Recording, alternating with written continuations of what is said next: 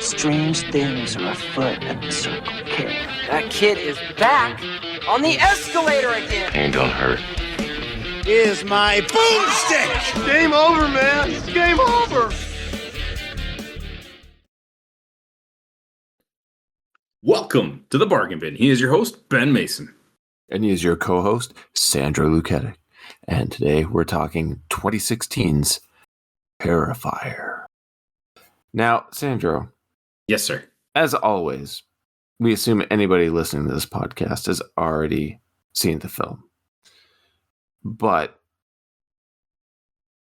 you have not, correct? Yeah, I've seen it now. Now, yes, but before this. No. So, when you hear the name Terrifier, what do you expect from the movie? Because I find this title very misleading. I definitely thought that it was going to be more of like the monster horror. I don't know what you would call it. Like, there's definitely a like hint of supernatural at the end, but like more of like a Jason, Freddy kind of unstoppable supernatural, more fiction type character rather than something that feels very grounded in reality until it's just not for some reason. Yeah, no, I find the title really misleading, and I'm glad you brought up Freddy, Jason, Michael, because I'm going to touch on that later, because I find that this is an interesting creation, this clown character, but does it fit with those names? And I'm really interested in hearing what you think about that after we get into the movie. But I do have to say, I think we should appreciate the fact that this film was made by Damien Leone, or Leone, depending on who you talk to. But he was the writer, director, producer, editor, and did makeup and special effects. So he's wearing every hat here.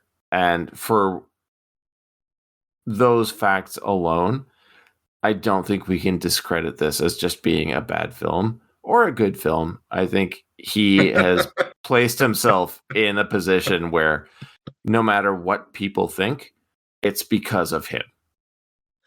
And that's a very ballsy move to make. It is, and I definitely would commend that, because when you wear that many hats, you kind of minimize the influence and you get to, at the base of it, make the movie you wanted to make. Exactly. Right. And like, we hear about it way too much nowadays, where producers, financiers, like, they get too involved. It muddies up the project, and then they ultimately end up putting out a movie that is not what was originally intended. So, again, like you said, regardless of what your feelings towards it is, at least you know that this is an authentic take based on the actual creator's vision. Yeah, and a character he created and appeared in multiple short films before this became a feature. So he loved a creation that he made and stuck to his guns and delivered this, which has spawned 2 sequels and soon a 3rd sequel. So, I mean, that tip of the black clown elastic band hat to him. And let's get into this movie. Actually, I do have one question before we get into it, and it's not game related. We don't have a game. It's the name. It's Art the Clown, right? Mm-hmm. Where did that come from? Because I don't remember anything in the movie naming the character, which is fine. But, like, if you reference those other characters, Jason was the kid's name, right? Based on the origin story. Like, was it ever revealed where the name Art the Clown came? Was it actually done in the movie, or did just, like, people, the fans, the audience kind of deem him Art the Clown, and that was where the name came from? Yeah, he was originally created as he was a background character in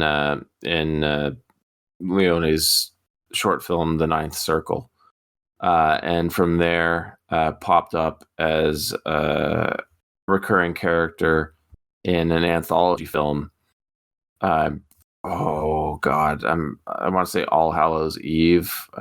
I'm kind of forgetting it right now, but yeah, it was All Hallows Eve in 2013.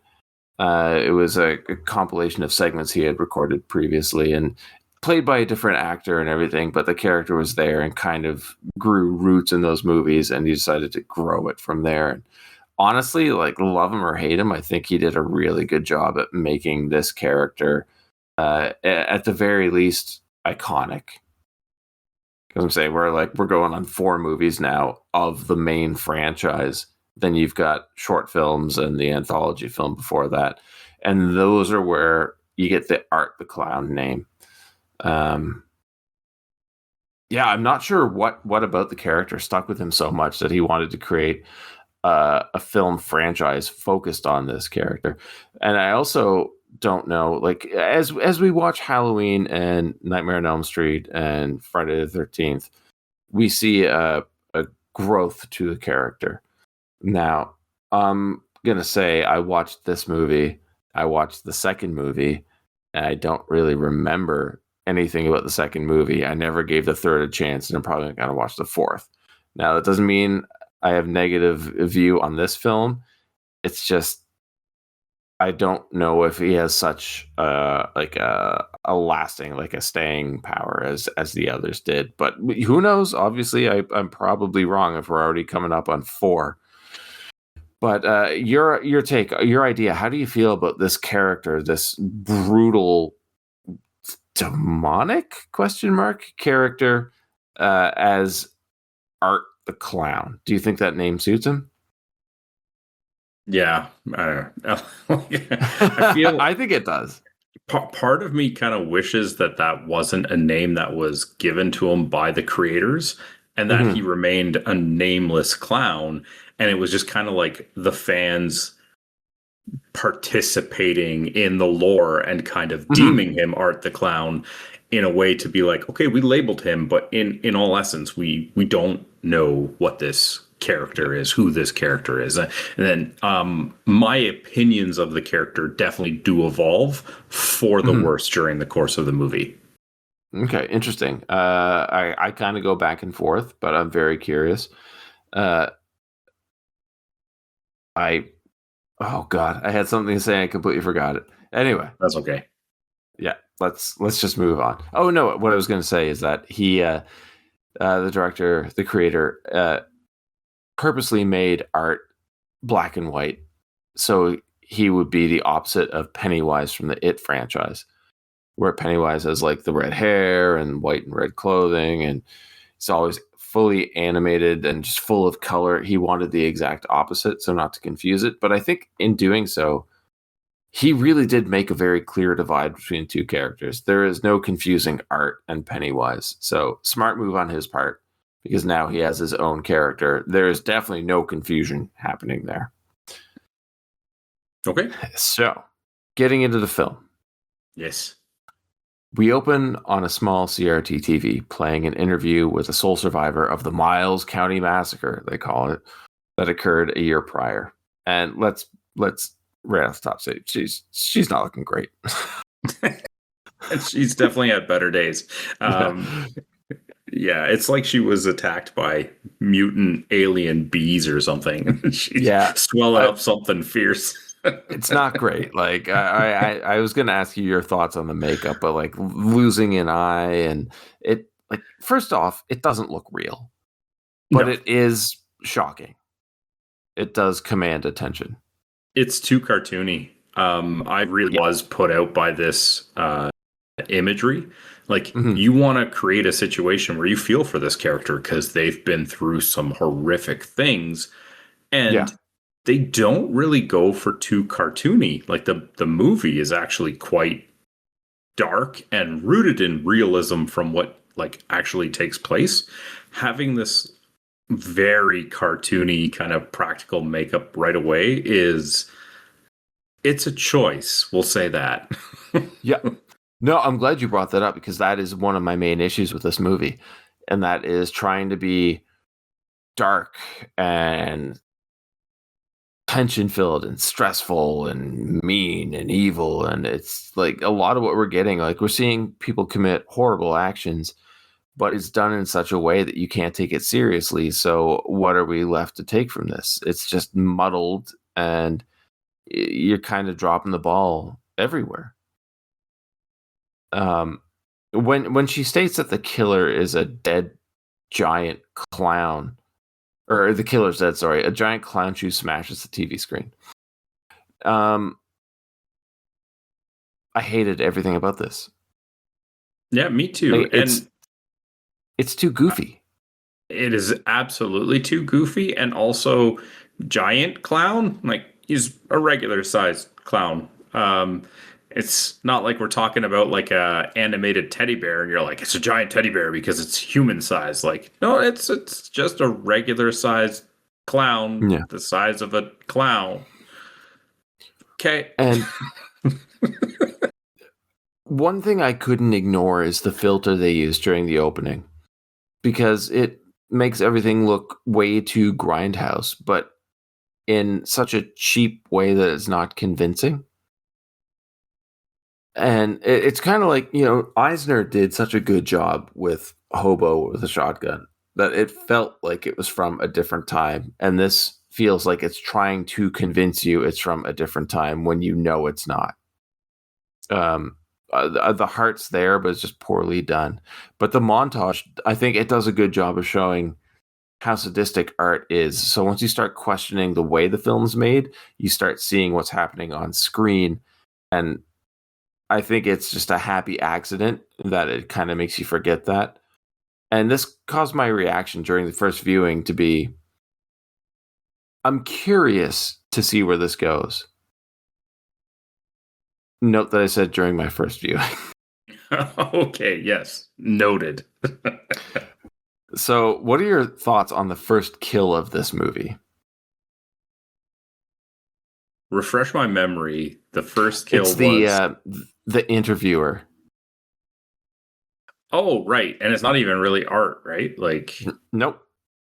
Honestly, forgot all about it, because in my mind, this intro is so out of place, and I feel kind of almost unnecessary, that to me the movie starts with the girls in the Halloween costumes and they're heading to the diner, right? Like, yeah, this probably speaks volumes to the first kill, and maybe more so the intro of the movie, is that's how inconsequential it is, that it is entirely unmemorable. And I think you're right in that's how the movie originally started. And I think they realized that they had a dud. So to get that extra sting, they did the wraparound with that inserted intro. I could be wrong, but I felt like that was a Band-Aid on this movie. They needed to make it seem a little bit more intelligent than it actually is. But it's also... Please, go ahead. It's one of these situations that I say all the time. Keep it simple, stupid. Outside of, I don't know, maybe artificially extending the runtime of the movie because they needed to get to a particular target, you really don't need any of this interview stuff. You could maybe just do a quick, clip of the interview on the TV to give you a little bit of backstory, but then just dive into the actual stuff, because this is... Yep. This feels like filler right at the onset of the movie. Yeah, it's very much... it's not even a missed opportunity so much as it is a blatant attempt at padding the runtime. Right down to, like, why even bother inserting this when the first thing you do is make us hate the victim so we don't feel anything for them when they die. Like, there's definitely some of that in the movie. Yeah. Absolutely. But outside of not liking the interviewer, there's a lot of missed opportunities in making you care about the protagonists in the movie as well. Yeah.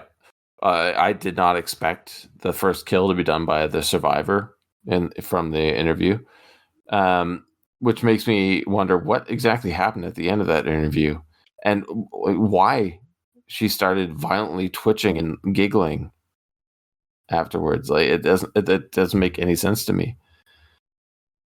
But then we cut to the title card, and then we get the actual, what we believe to be the actual start of the film. The two drunken friends, Tara and Dawn, walking home on Halloween night. And then we get the full reveal of Art the Clown. So now that we see him head to toe, what are your thoughts on this character design? I actually don't mind it. I think that it is appropriately creepy. There is definitely a lot of people that are afraid of clowns. Making it mute, which we don't know this at this point, but throughout the course of the movie really helps add to the creep factor. But just from a visual standpoint, like, yeah, the black and white really stands out because this isn't a black and white movie. The world has color. And this thing is just kind of like, you know, darkness with light accents. Like it's absorbing the light around it. Yep. It's good. It's good. And I have to bring up that this was also at the same time where do you remember like the crazy, creepy clowns showing up in public craze that happened? I do remember that. Yes, it was. Yeah, ridiculous. This movie came out that year, the same year this movie came out. Oh, so I don't think that's an accident. So we go to the pizza shop, and the dialogue is the absolute worst. It's forced. It's shitty. It doesn't give me any hope that we're in for a good film. But I have to say, we get more art. And this guy, man, like this character is just so captivating. Love him or hate him, you can't take your eyes off of him.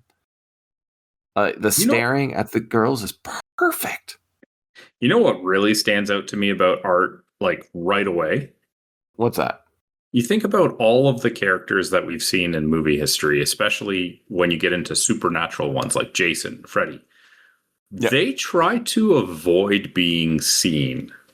Like, they will appear to the victims, but like Jason doesn't just run around in the open. I mean, until, you know, some later Manhattan scenes and things like that. But you know what I mean? Like, for the early movies, they usually try to avoid detection until they make a kill. Yep. Art the Clown has no fear of being caught, being seen. He's just right out there. Everybody, like, you know, it's kind of one of those situations. Well, I guess if you see him, you're a victim because no loose ends. But just from a movie standpoint, you're like, I'm not used to like a horror killer character just being like out there like that and brandishing themselves. Oh yeah, he doesn't give a shit about anything. Yeah, I truly think he's better than Freddy at toying with people. Because Freddy's only getting at people in their dreams and messing with them there. Art is doing it anywhere he is. Like, we don't know what he is. We don't know who he is. That comes into question later. But yeah, the fact that he doesn't give a shit about how many people see him, who they are. He's there. He's doing what he does. I think that is actually quite moving and quite unnerving and scary. The humor, though, I think it's the humor that makes it the most upsetting for me. Because he is willing to mock anybody in any mental state they're in. And I have to say, like, I have no problem with Tara, but Dawn irritates the shit out of me. And when she tries to engage with Art and like snapping his hat in his face and taking selfies, I don't blame him, man. The selfie is the part that really threw me off. Like, again, just touching on this idea of like he doesn't care about being seen. Like, she takes a selfie, she posts that on social media, like everybody's gonna see him. He already has 8 likes. He does not care. Yeah, and it's so strange. Like he's now on the internet. I'm assuming he's been around for a while, most likely killing. So would the photo then not give validity to people's stories or like unsolved murders? Survivors, I mean, if there are any. I mean, it really lets you put the pieces together. They do talk about on the news and on the interview, the killer was dressed up as a clown. Then you see a social media post from a recent victim, or at least if they haven't found her body, missing person who has posted a picture with the clown. Like, yeah, this is why these other people, I guess, avoid detection, is because, yeah, you're psycho killer, but do you need like an army full of people firing AK-47s at you? Probably not, right? Like, it's such a different mentality.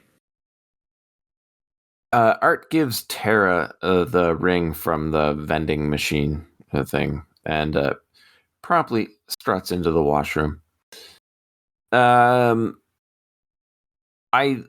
I'm kind of a fan of the fact that we don't get any reasoning behind why Art focuses on Tara so much. And one of the benefits of the movie is the unknown. Like, he's just set his sights on someone, and that's his target for the night. Yeah, it's a crazy clown, similar to, like, say, Joker, where they're crazy just for the sake of being crazy. And in this situation, it's not like, oh, hey, we're going to haunt a certain campground, or we're going to target the children of people that have wronged us in the past. It's literally just like, you crossed his path. Wrong place, wrong time. You're in trouble. Yeah. And the pizza joint owner, which I love, he violently throws Art out of the store, telling his employee to grab a mop and some bleach because of, well, what happens in the bathroom. But the one thing that always catches me off guard is after he throws Art out of the shop, he just walks back over to the booth, grabs his garbage bag that he's carrying with him with one hand, and just throws it at him. Now, later on, we see what's in this bag. First of all, I don't know how the bag hasn't ripped yet. Second of all, you're not throwing that anywhere with one hand. It's a magic bag. It is a magic bag. He's like murder claws. You know how, like, in video games where, like, a main character has this inventory full of stuff, but then you look at the avatar and you're like, where is it all? Yeah, that's that GTA joke where if you had like an actual visual representation of all the weapons you're carrying, the guy would be so bogged down he wouldn't move. Exactly. It's the magic bag. The girls return to the car and find that the tire has been slashed, and Tara calls her sister Victoria to go pick them up. Then we get Art's assault on the pizzeria. What are your thoughts on the deaths? Well, do we see the death of the main guy, or do we just see his head after the fact? We just see Steve's severed head turned into a jack-o'-lantern.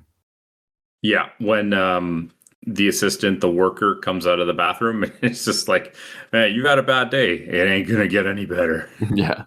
Gets his hand cut off and stabbed repeatedly in the head. And at this point, I think we all know what we're in store for, because it's just more of the same. And that is a problem I have with this movie, is that it sets the standard and it doesn't do anything with it. We get no ups, we get no downs. It's just brutality. And I'm going to say right here, I think you'll agree with me, this movie lacks soul. Interesting choice of words. Yeah, well, there's no feeling. Like I said before, it's just mean. And once this starts, we just watch the same thing happen all the way through to the credits. Well, and I think that that's the biggest problem. When I say that I had an issue with the character like evolve for the worst, it's because when I watch a movie like this, Jason, I know I keep going back to that example, but it's a prime one. That's fine. Right? As you go through the movie, you uncover the motivations, you uncover the origin story, you even uncover loose ties to the victims. Why is this happening? You know, at this point in the movie, fine, I'm okay with it. But at no point do they actually give you all of those things. So it is hollow, because in the end, you don't actually learn anything. Yep. I think the antithesis of this movie is Behind the Mask, The Rise of Leslie Vernon. Because everything I wanted from this, that movie gave me. Fair enough. Yeah. Anyway, Tara convinces a pest control guy to let her into an old building to use the washroom, and I agree with Don at this point. Just go outside. But we need a new setting because from this point on, almost the entirety of the film takes place in this building. Yeah, very loose reasoning to get in there. Because, if I needed to go to the bathroom and I wasn't just going to go outside, which I understand gender-wise probably a little bit easier, I'm not going to go to what looks like an abandoned warehouse and expect someone to let me in. I'm going to look for, yes, the diner is now closed, but something that is created for public washrooms. Yes. And also, I find it really strange that they just came from this crazy Halloween rager. There's nobody around. No one. Streets are deserted. Exactly. So either they parked so far away in like a completely different neighborhood, or this is just a convenience of plot because they couldn't afford to have extras.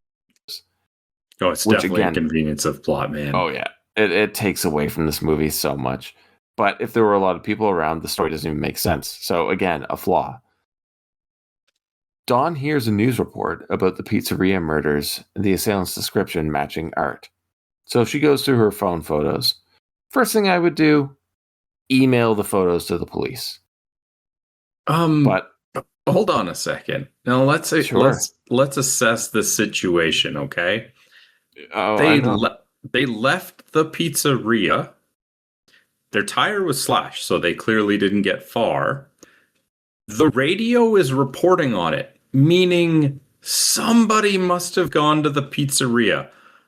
Yep. If there was police cars, fire trucks, ambulances, whatever first responders would have gone there to see that, which would have happened, and if somebody else came upon it and they called the authorities, you'd see sirens all over the place. They are not far enough, and it has not been long enough that they wouldn't be a part of that. Yet on the radio, they're like, yeah, there was this accident. Like, turn around. You should be able to see it over your shoulder. Yeah, and we've already established there's nobody else around. So who's calling this in? Make it so that instead of slashing the tire, they siphoned out gas and you were only able to drive so far away, but far away enough that you wouldn't be, privy to this. Fine, but they didn't move. That actually makes sense. Which most of this movie does not. Well, you know me, I like to make things better. And I guess there's no time for her to actually contact the police because Art's already in the car somehow. She doesn't notice, but she turns and he's sitting in the seat next to her. Yep. Well, she thinks that it's Tara coming back, right, from the bathroom before she looks. Oh, that's right. Right, because she's kind of looking at her phone or something, and then, you, even us as the audience, see that like the door opens and closes, and then I'm pretty sure everybody watching this movie knew that's not Tara. Oh, yeah. But, yeah, so. Next up, we get the intro to the cat lady. Personally, I thought that she would be the disfigured woman from the beginning. And I think that was intentional. Yeah, not a bad idea, no. And then we get this cat and mouse game between Tara and Art, which I have to say, I saw coming from the very beginning, from the pizzeria scene. I think you did as well. And I expect this to be the majority of the film because it just makes sense. We do get a really nice homage to the Halloween theme, though. The score for this movie is quite good. I do have to say that. Okay. Next note just says ankle stabbing action. How do you feel about this, if you even remember it, because it is forgettable? Well, she gets stabbed in it's kind of like the ankle, the more the Achilles. I mean, that's a wonderful target if you want to immobilize somebody. As somebody who has only ever suffered soft tissue damage to my Achilles, and knowing how little I was able to function just on that, this is absolutely brilliant for bringing someone down. It is. But my next note, I think, sums up the entire film. And I said that the scene is both gross and aggressive. And I don't think the movie has much more to offer than that. But then he goes for her eyes, which I find strange. Because if he's toying with her, I think the last thing he's going to do is blind her. But then she stabs him in the side and just bolts. I think the problem is that you're looking for reasoning, and the movie, for better or worse, is really trying to establish that there isn't a pattern, there isn't a behavior. Like, this killer is based off chaos. There is no actual rhyme or reason to it. It's a very good point. But I think that also applies to the movie as a whole, because we cut to Victoria en route and listening to the news report. And honestly, I already forgot she was in this movie. Well, only seen her on the other end of a phone call so far. Like, you're not given anything to remember at this point. But there are so few characters, and this is the sister of our lead, quote, lead. But we should remember her, and we should understand how important she is to the plot. But as sad as it is, I've already given up on this movie at this point. Mm-hmm. Well, I mean, I can talk about it now, but if you want to, by all means. This is one of the biggest flaws of the movie, is by pulling the switch and changing who the main character is partway through to a character that we have no connection with. Like, with Tara, they weren't even really giving us anything. Like, maybe they left the party because she got into a fight with her boyfriend that was cheating on her. Like, you have to create some emotional connection to the character so that the audience feels for them and wants to actually root for their success. Not to say that she's a bad character and disliked like the reporter, but then by pulling the switcheroo and having her sister be the final girl, main character, whatever you want to call it, right, for the second half of the movie, maybe even the last third, you have even less of a connection with her. Yeah, I agree. It's so poorly executed, and not just poorly executed, but not even thought through. Like, who are we supposed to care about in this movie? Can you name one character that you actually care about in this film? No, I was starting to care for Tara a little bit, and even most of that just comes from, oh, look at what happened to her friend Dawn, who we know she cares about her, and she has to deal with the traumatic experiences involving that. Okay, so now I have at least a start, a baseline, a foundation for caring about this character. Yeah. But even then, it was almost like a stretch, right? Like, at no point was I like, all right, if art succeeds, because we do have movies like that where there is no surviving final girl, I don't care about any of these characters, okay? Maybe I felt the most for the exterminator who was just trying to do his job in the middle of the night. Yep. No, and for anybody listening who's getting upset because we have nothing good to say about this, trust me, I have some positives that we'll get to at the end, but just stick with us. So Tara spots the pest control guy, the exterminator, and yells for help, but he doesn't hear her because he's listening to music, and Art grabs her just before he turns around. Did you notice the major goof made here? When you phrase it like that and you lead me, I never do. So you might as well just tell me. He only had one earbud in. Really? I didn't notice that. Yeah, he only had the left one in. So he should have been able to hear everything that she was screaming from at least his right ear. Well, it's a good thing that he only started listening to music now, because if he was doing it earlier in his shift, he wouldn't have heard her knocking to let him in to use the washroom. Now, how convenient. Just as convenient as it is that Art carries around some sort of sedative and a syringe in his bag as well. Because that's what you do. And Tara wakes up afterwards to the bone tomahawk scene. The only thing I can say about this really is gory, but goofy.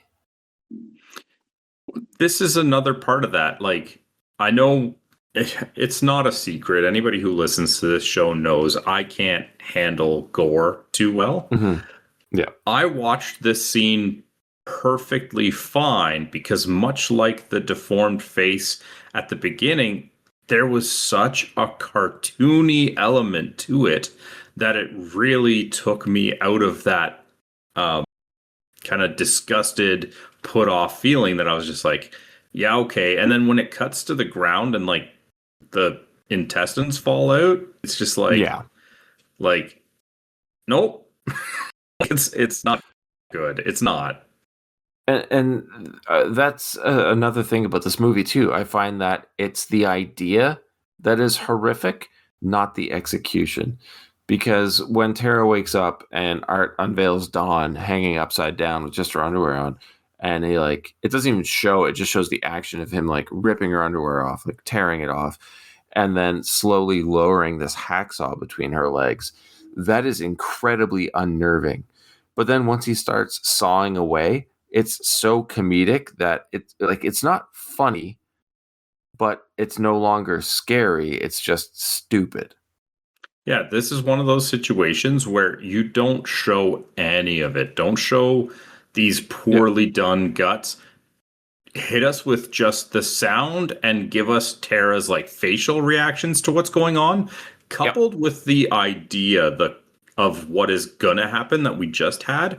It would come off as so much more creepy. It would have been so much more effective, and they ruined it.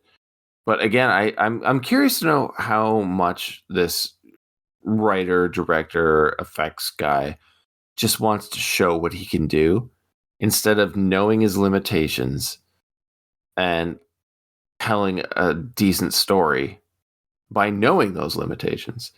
Now, I don't want to rip on him because this guy's done so much more than I ever could. So good on him. Like, well done. But you got a way to go. You have a lot to learn based off of decades of movie watching. And I think he can get there. I really do. He's got the talent. He's got the ideas. He just doesn't have the execution yet. So the foundation's there. You got a creepy character with the image, the mime actions, would it have even been terrible if I didn't get motivations and origins? Probably not.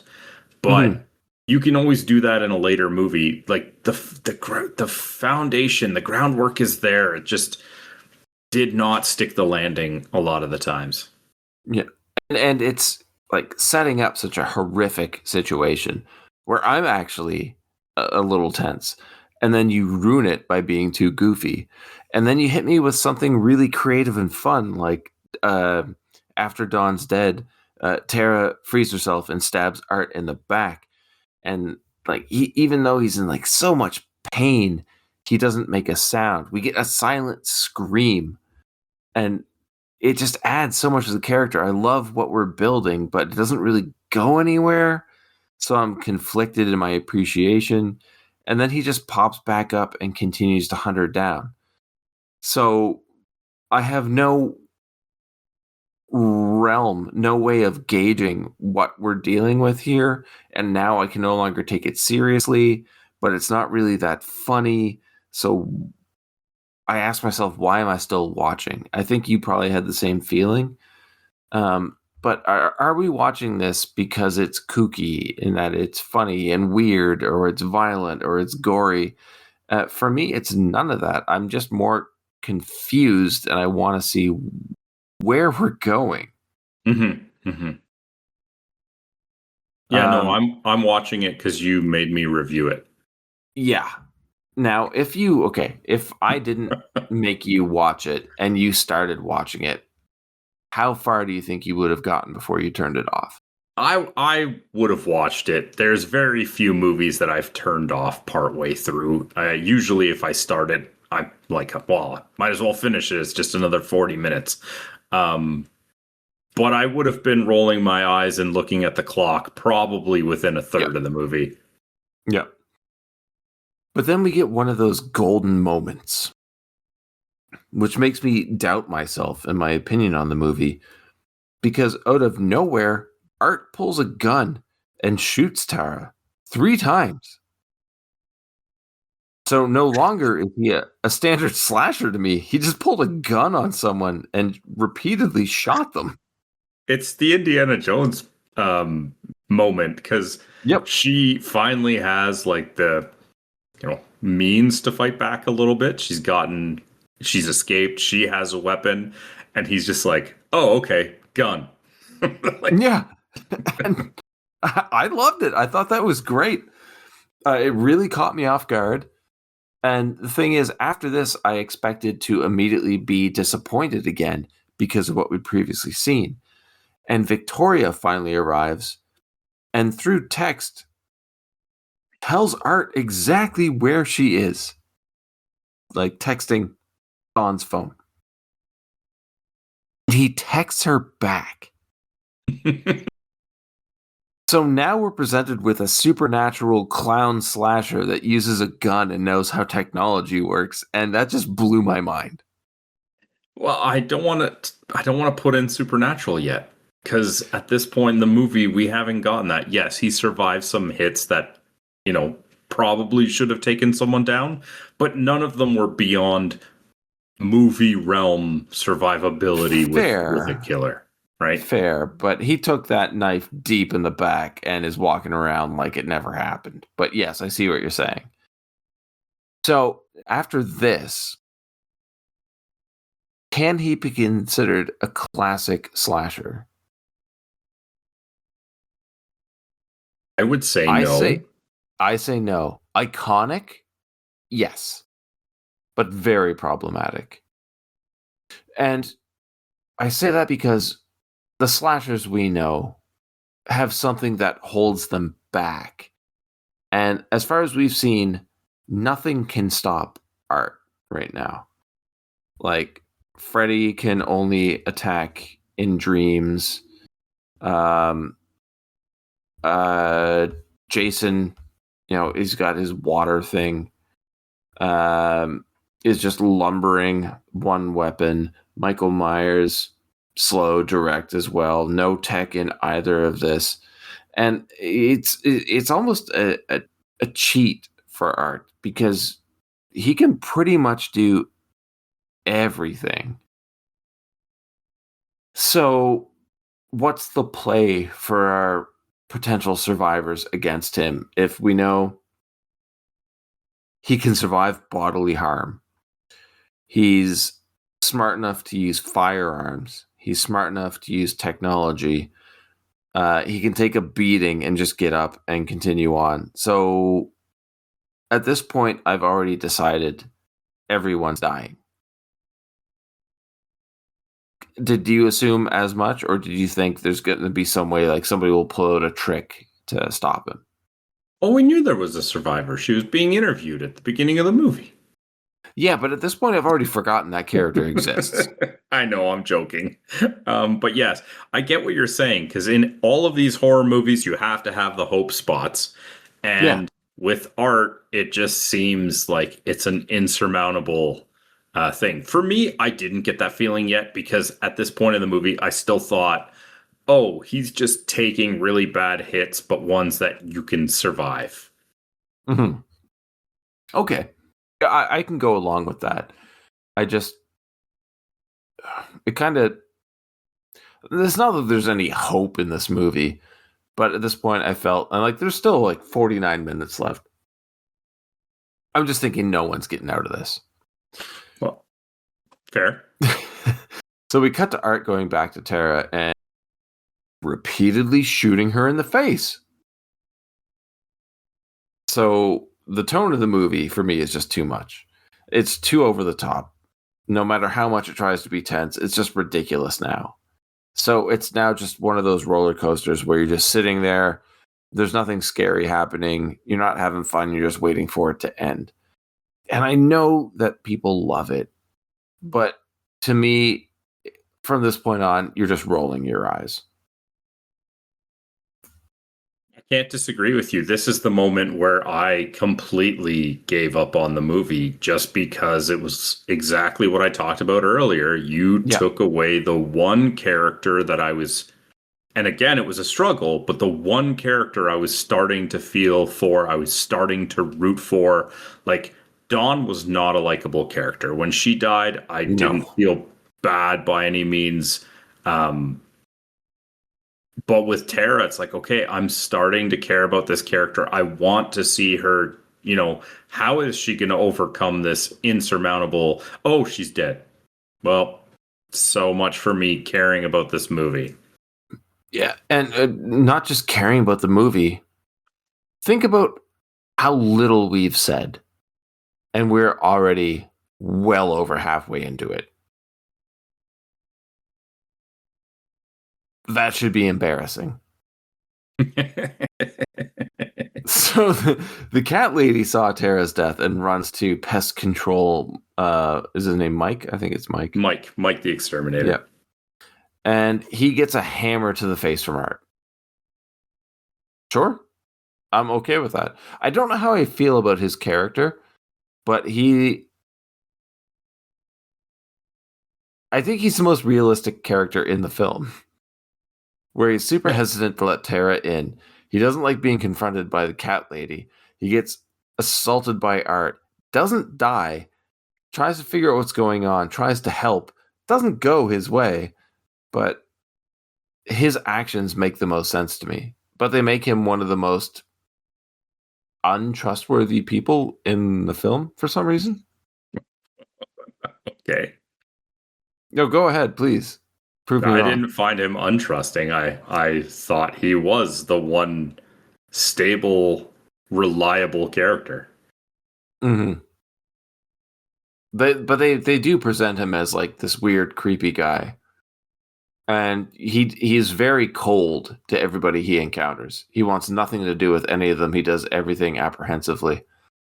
So actually, yeah, you might be right. He's probably the most realistic character in the movie. Yeah, he's just trying to do his job, man. He is just trying to do his job.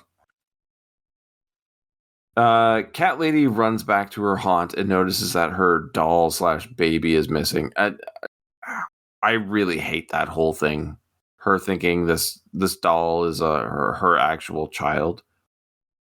How does Art know that? Oh, because that's what the script says. Like, it's ridiculous. We as an audience saw it when she was confronted by Tara. Mm-hmm. And maybe Art saw it, but in my mind, and this isn't something that should come to your mind when you're watching this, I was like, how did Art know to target the baby? It would make a lot of sense if we had been shown a scene where he was like lurking in the background for that scene and saw that conversation. But without that, it makes no sense whatsoever. It's stupid, for sure. Okay, so not just me. All right, sounds good. No. But when we do see that shot of him holding the baby, like when he's sitting in the tunnel and just rocking the doll, it's good. I think it's really good. Especially the look Art gives the cat lady when she asks him if he's ever felt a mother's touch. I think that's one of the most unnerving parts of the film for me. Because it looks like he's just going to straight up tear her head off. Fair. So Mike's coworker arrives. That's that. We're going to see more of him later. And Victoria. So what you're referring to is body count character. Mm-hmm. That's the only reason he's here. The only reason he was called in. There's absolutely no hope that he's going to actually help get, Victoria out of there. He is literally there to add another kill to the kill count in the movie. Period. Yeah, add to that body count, and the movie just gets weirder from here. Because Victoria tracks down the ring from Dawn's phone in the basement and discovers her corpse. Then hears a scream and finds a body writhing, assuming it's Tara. But no, Art skinned and scalped the cat lady and is wearing the gore. And there's so much planning going on here. Like, what if Victoria just ran when she heard the screams? How long would Art have stayed on the ground? That's a good question. Yeah. I do not know. The movie is so circumstantial. It also takes credence away from the chaos theory because he is planning out and baiting and actually hoping that something happens in order to initiate these things rather than, like, he's being proactive in these cases, whereas most of it has just been reactive. Oh, somebody crossed my path. Oh, here's an opportunity to shoot them, whatever. Like, it's not, it doesn't help when you don't even want to create an MO for the character. That's a very good point. I had not considered that, but that tanks the movie even harder. Mm-hmm. Wow. All right. It ain't gonna get better, buddy. It's not going to get better. I don't think we're kidding anyone here. Anyway, Mike's coworker honking the car horn draws Art away, and Victoria continues her escape attempt. But the coworker gets a knife through the skull and then decapitated, because there's your added body count. Thanks for coming out, man. Yep. You've added nothing to this for me. See you later. What about when Art finally catches up to Victoria and uses that plastic to try to suffocate her? See, that works makes for me. That makes more sense because that is just a reactive thing. I caught her. This is what I have available. I'm going to just try and make do. That works. And I think there's actually quite a bit of tension there too, which is nice. But she's smart enough to rip a hole in the mouth so she can breathe, and the whole thing just rips away and she falls to the ground. And the look on Art's face when she rips that plastic, he's stunned and shocked, and I actually laughed at it. Like, they got a legitimate emotion out of me for the first time in a long time. It was good, right? Yeah, if honestly, it's one of these things that is unrelated to the rest of the movie, but when I watch a horror movie, I always have these ideas. Oh, dummy, why don't you just do this? Why don't you just do this? And as I'm watching the scene, I'm like, why don't you just poke a hole in it? Oh, she did. Yeah. Awesome. And Art's like, what the hell? She's not supposed to figure that out. Yeah, I've watched a lot of horror movies. They're not this smart. And she drives a spike through his foot and runs away. And my next note just says, Mike's alive? All right. But I'm kind of happy about that. And as soon as I realized I was happy that he's alive, I'm like, oh, he's not going to make it out. Oh, yeah, you cursed him. That's not going to work out. I did. That's on me. So Victoria finds her sister's mutilated body and almost immediately gets assaulted by Art and his makeshift cat o' nine tails. That was, for some reason, that scene is very difficult for me to watch. Really? Yeah. I'm not sure what it is. I think maybe it was like her acting was spot on. But I think I imagine myself being in her situation and everything she's been through in such a short amount of time. And then all of a sudden you're being whipped with razor blades and scalpels. It was a pretty heavy scene for me.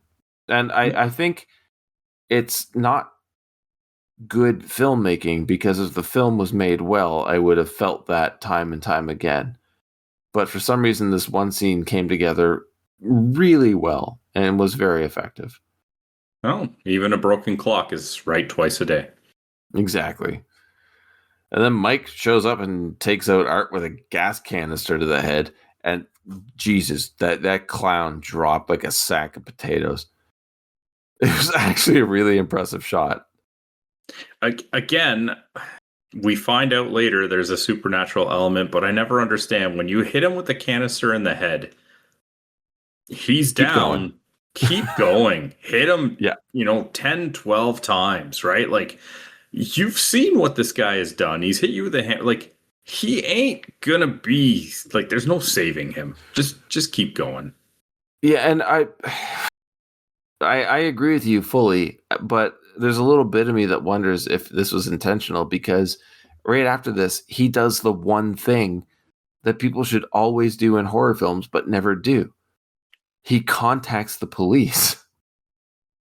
So you rip on him for making a classic horror mistake, but then you have to like applaud him for doing what people should have been doing from the very beginning. And then as soon as you do that, he gets his head stomped in.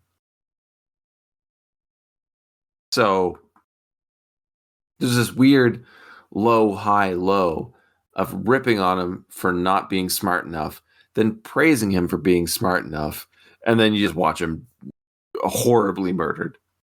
Yeah, but you knew as soon as he called the police, it was like, your job in this movie is done. Yeah.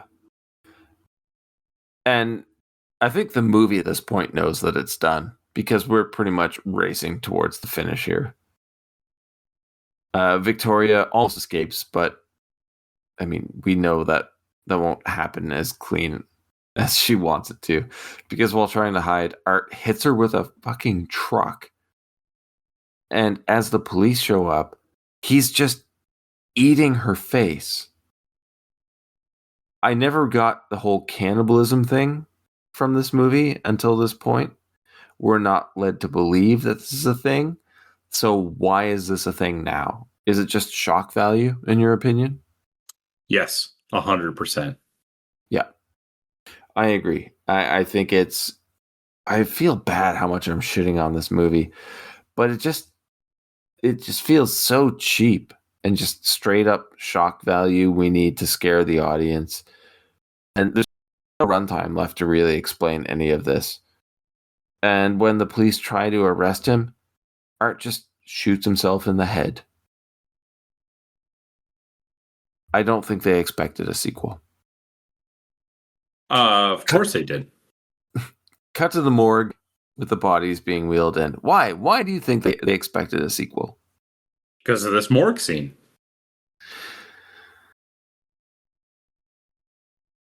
Those are some high hopes.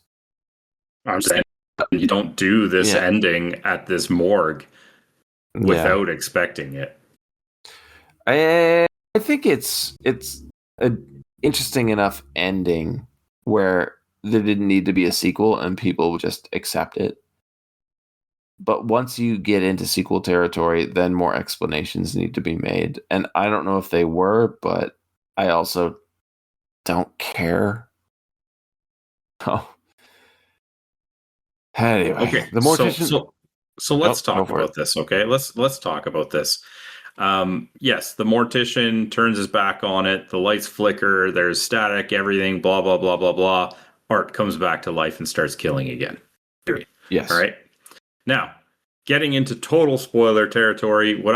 I watched this movie with Josh, and he had advised me that in future sequels that they did suggest that Art was a figure from hell. Okay. That was like almost like a incarnation of evil from hell that just comes up to Earth from time to time to just wallow in the pleasure of misery. Like, there's no rhyme and reason. Every now and then, hell breaches to Earth just to cause shit because they like to do it. That's what he told me. I can't say if that's true because I didn't see the sequels. Now, this is the second biggest error that they make outside of not having somebody to care about. Even with the flickering lights and stuff, you suggest a supernatural element, even if you don't know how detailed it is. Yeah.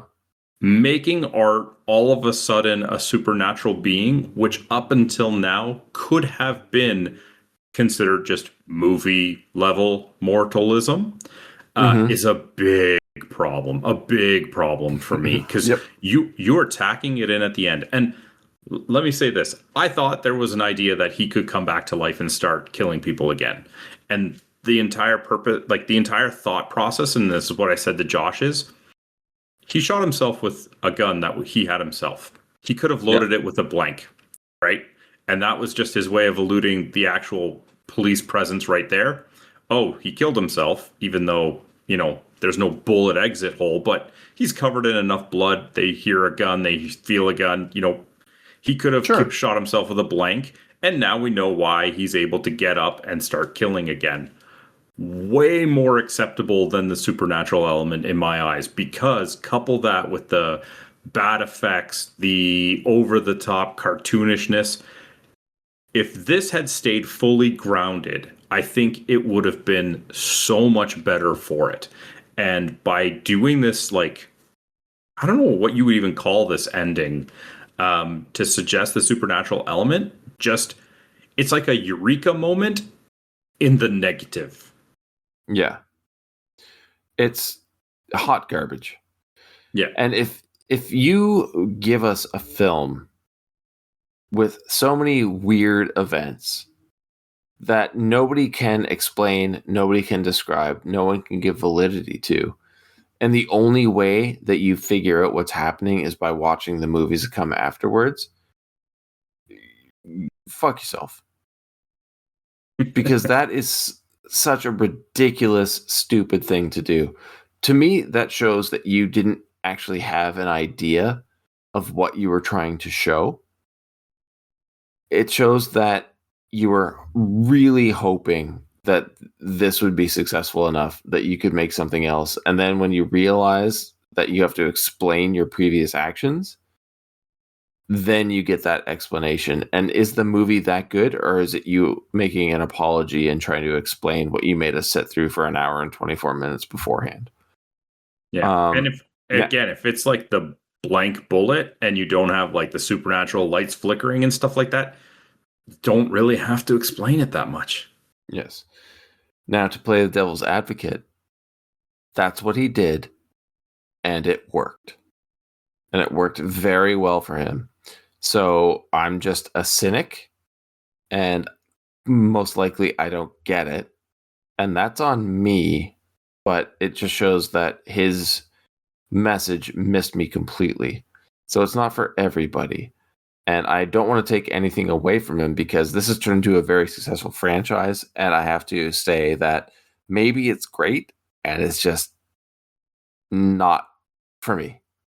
And we can make fun of like old action movies and stuff, because honestly, we everybody can acknowledge they're bad. But if this was a planned out vision, kudos to this guy, because he played us, and he played us really well. But the movie's not over yet. So you already said about the whole like Art killing the mortician, with all the electricity and everything, the phone ringing off the hook, yada, yada, yada. We cut to a hospital 1 year later. Victoria has somehow survived and is then revealed to be the woman from the interview at the film's opening. Again, completely forgot about the opening, but not the worst way to tie it all together. I know I had problems with it at the beginning of this episode, but the more I talk about it, the more okay I am with it. Then we get the freeze frame, roll credits, and end of movie. And I'm just kind of left sitting there. And I don't know how to feel. So we're going to get into numbers. And I would like to touch on awards. one more thing, though. If Please you wanted do. to do a sequel and you wanted to have Art present, you again can avoid the supernatural by making Victoria have gone crazy, visualizing Art, manipulating her in her mind and her broken psyche, and she is now the killer. Done and done. I believe she comes back, but I don't really remember.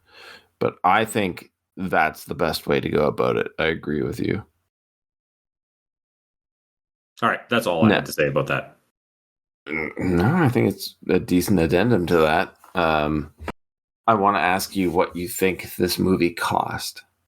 And there is like a variance, like from this much to this much. We're not entirely sure. So from what you've seen on screen and for the acting abilities of the people in this movie, how much do you think this movie cost? It can't be that much. Limited sets, unknown actors. You know, like when you think about it, limited cast, limited props, limited sets. 2 million? Between 35 and 55,000. You know what? That doesn't surprise me either. Like I overshot it, but you know, wow. Like That's okay. That's pretty admirable, in my opinion. Getting that much done with that little money. Yeah. I'm incredibly impressed. Yeah, because the biggest shortcomings from the movie are, in my opinion, from the script, the storytelling, and it would have cost no extra money to do that better. Yeah. And as I complained about in the beginning, how it looks like a really shitty attempt at making a grindhouse film, it does get better as it goes on. The set, I don't know how much of it was location, how much like scenic work was taken to make it look the way it did, but the set made sense to me. Right down to the shitty stairwell with like the hot water rads, when like Mike gets hit in the face with the hammer and he's like dragging himself around.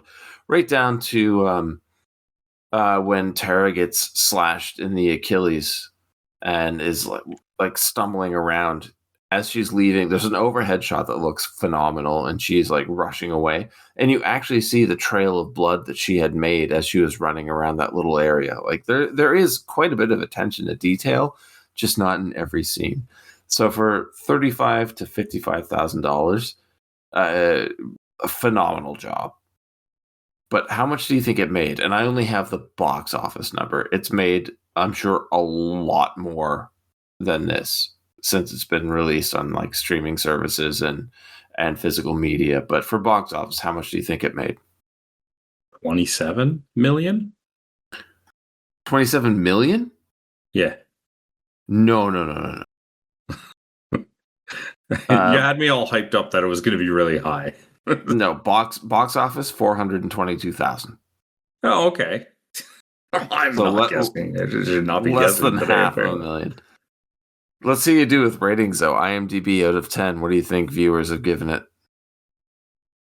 4.8. 5.5. Okay, not far off. No. Moving over to Rotten Tomatoes, tomato meter, percentage of fresh ratings or positive ratings from critics. I'm so torn if this is going to be one of those situations where it gets rated really high because people don't want to admit that they don't get the movie. Yeah. And it's like an Emperor's New Clothes type situation, or if they just rate it low because they don't care to think about it. It's not awful, but it's not like raving. 61. 63.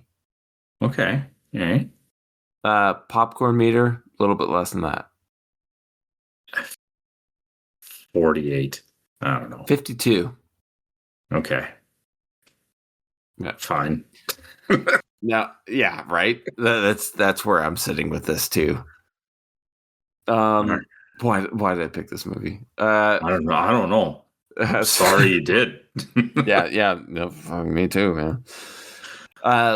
Getting into awards, I'm very curious. All right. So, who did you have for your least favorite character? Dawn. Really? Extremely annoying. I couldn't stand her. The only times where I didn't mind her is when she reminded me of Laura from Holliston, because she did the same voice, and that's it. Other than that, everything Dawn did I found horribly annoying. Oh man, you're making me like Dawn even less because she's not Laura, and Laura is just Laura. Oh. Laura Ortiz is great at everything she does. Who's your least favorite character? I went with Art the Clown, man. And what? I'm sorry, but like The biggest issues with this movie are the wrong decisions they did with this character. You got a good look, you got good mannerisms. I mean, facial features are great. A lot of the miming is perfectly offsetting, but the directions that they went with the character, especially the supernatural ending, completely shits on what this character should be. I'm looking at it probably from a bit more of a critical eye and just like the lost potential with this character to me is just so egregious. Really? Yeah. Wow, I find that so hard to believe. You were right there with a character that could have been like a classic in my eyes, and you just shot yourself in the foot way too many times with it. Okay. All right. I think he is going to become classic. Flawed, no doubt. But I don't know. There's too much to appreciate about him, in my opinion. I don't know. It's tough, man. I see what you're saying. I really do. I'm approaching it from a different angle than you are. I am literally looking at the lost potential here because, as I said, the character evolved for the worst for me as the movie kept going. Initially, I was like, this is great. To make me turn around at the end of the movie and say, wow, what started with great, you ruined, is just awful. Yeah. And you make a very, very good point. You make a strong case for that. Well, then who is your favorite character? You actually kind of touched on it. It's Mike the Exterminator. And it was because like watching the movie, I was just like, this character makes the most sense to me. I understand this character. They didn't mess up this character. He's just a dude trying to do his job. He didn't piss me off in this. He's the character with the least flaws. Just trying to do the right thing. Yeah. Gotta love Mike. Yeah. Yeah, that's a very good pick, man. What about you? I think you know who I picked. It seems like you picked Art based on your reaction. Yeah, David Howard Thornton as Art. He's just such a promising character. Definitely has flaws. I'm hoping that they ironed out those wrinkles in the following films. But I found myself just wanting to see what he would do next. His mannerisms are amazing. His motives confusing. But I thought, aside from Mike, which you made a very, very good point for, I found him so unnerving and unpredictable, but I always kind of wanted more. With Mike, we got the same thing every time. And he's the steadiest character. He's oh god, now you make me kind of want to pick Mike, but I'm sticking with Art. You and I really viewed Art as a glass half empty, glass half full situation. Yeah, we really did. You loved him for his potential. I hated him for the lost potential. Yeah, well, it's a quote I think I've made on this podcast before. Like, the pessimist sees the glass as half empty. The optimist sees the glass as half full. The realist says that glass is twice the size it needs to be. I think that's kind of what we get here, because you saw the flaws in the character.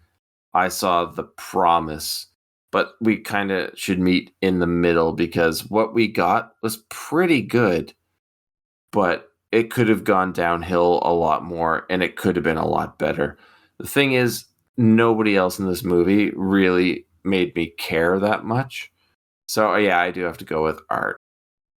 I mean, I kind of like the pizza shop owner too, but yeah. He was actually pretty good.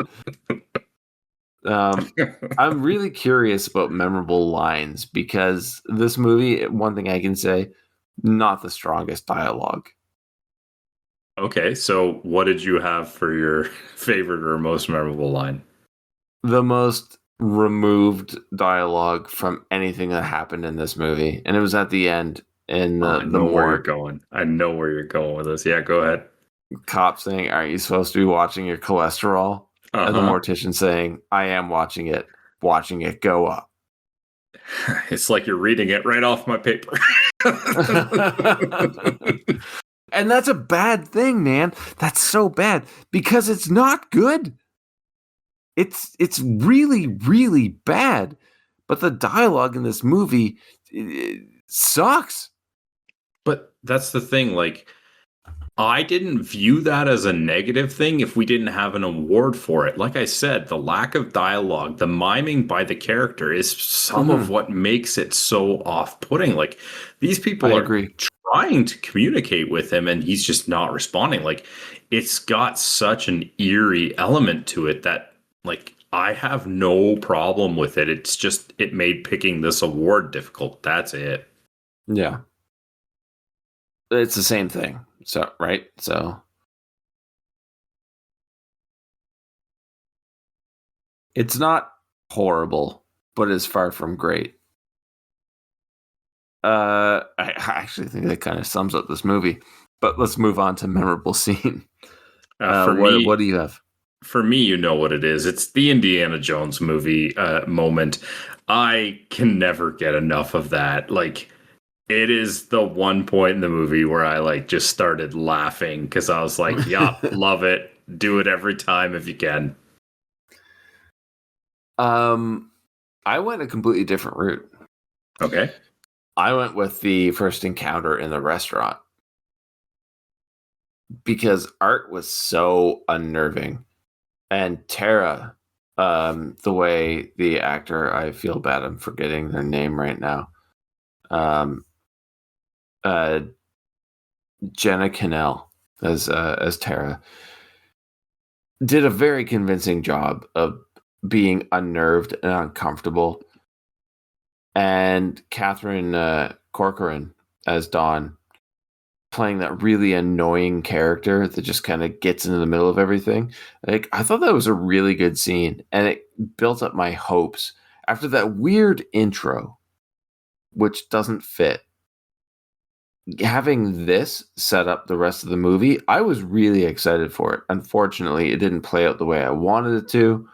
It did have some highs and lows, but that one pizzeria scene encompasses everything I've wanted this movie to be. So that's my most memorable scene. Also, we didn't talk about it, but what a bad friend! Like, A horrible friend. like Tara is literally saying, "This dude is creeping me out." And it's like, all right, let's go egg him on and take selfies and make you deal with Yeah, this. I know. Like, good friend. Like, thanks for having my back. Yeah. Yeah. All right, so final thoughts, Ben.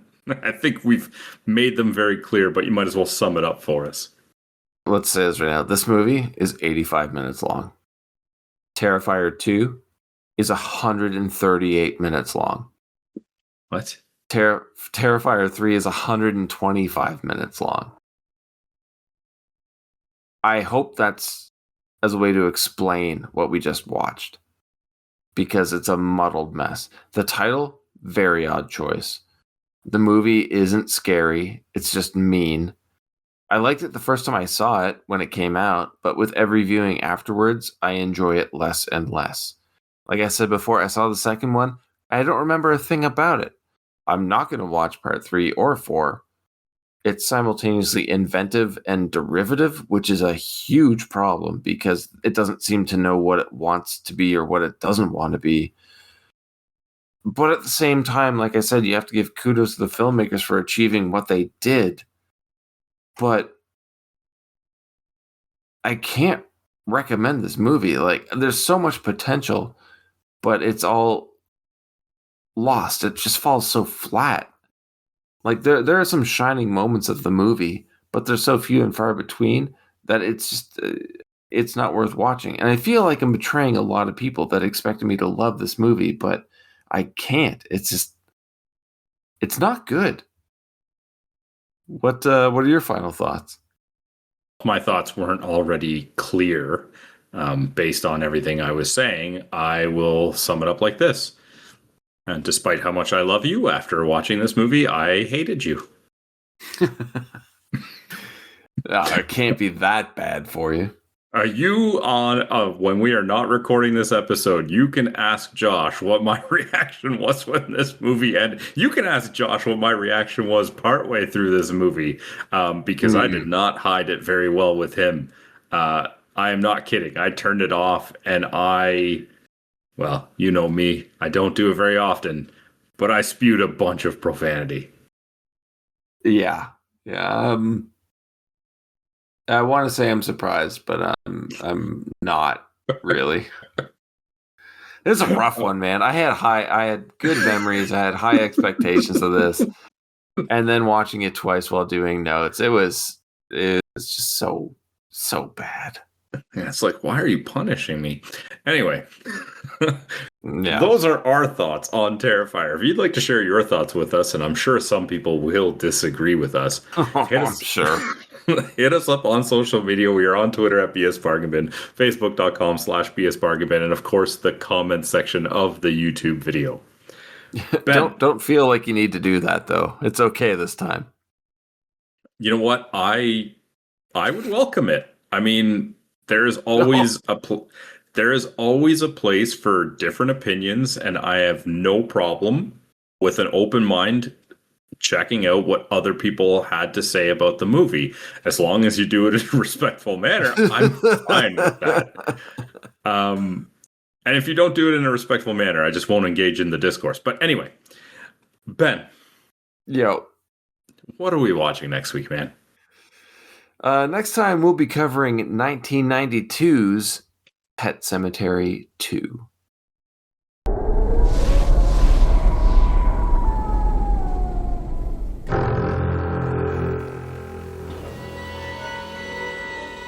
Hey, what are you doing? Getting things ready for Mom. Mom's dead, Jeff. She doesn't have to be. Something strange. I didn't think much about it until I saw him drag the body out of the coffin. Something ancient. Bury your own. Something evil. Was it your idea of a joke to send me blood from a dead animal? This dog is alive. Not this dog. Something terrifying is happening in Ludlow, Maine. Again. Pick up your family and get the hell out of that town!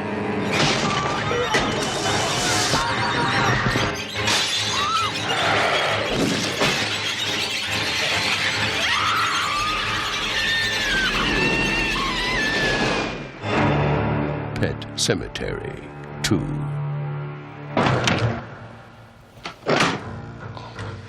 Jeff, honey. Father and I need to talk. Some stories just won't stay dead. Until next time, have a good one. Oh, the best.